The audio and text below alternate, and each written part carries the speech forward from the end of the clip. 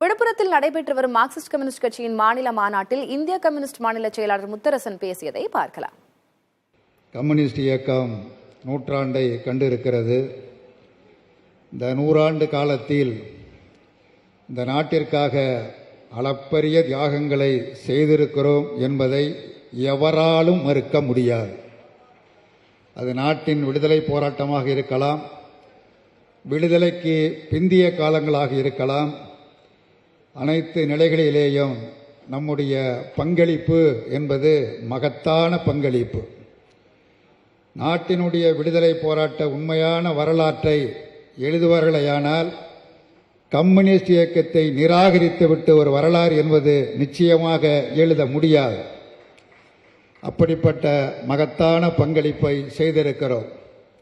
வெள்ளையர்கள் ஆட்சி காலத்தில் கட்சி 2 முறை தடை செய்யப்பட்டிருக்கிறது. வேறு எந்த கட்சிக்கும் இல்லாத அநீதி இது.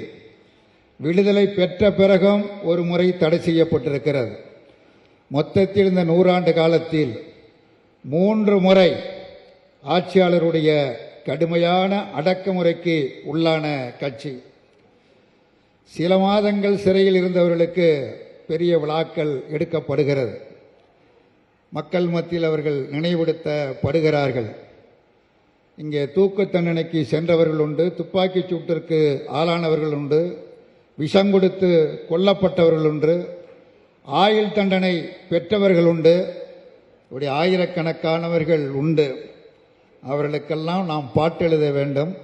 அவர்களின் வரலாற்றையெல்லாம் நாட்டு மக்களிடத்திலே நாம் சொல்ல வேண்டும். நம்மை பெருமைப்படுத்திக் கொள்வதற்காக அல்ல, நாம் என்ன தியாகங்களை செய்திருக்கிறோம் என்பது மக்களுக்கு தெரியப்படுத்தக்கூடிய வகையில் நம்முடைய நடவடிக்கைகள் மேற்கொள்ளப்பட வேண்டும்.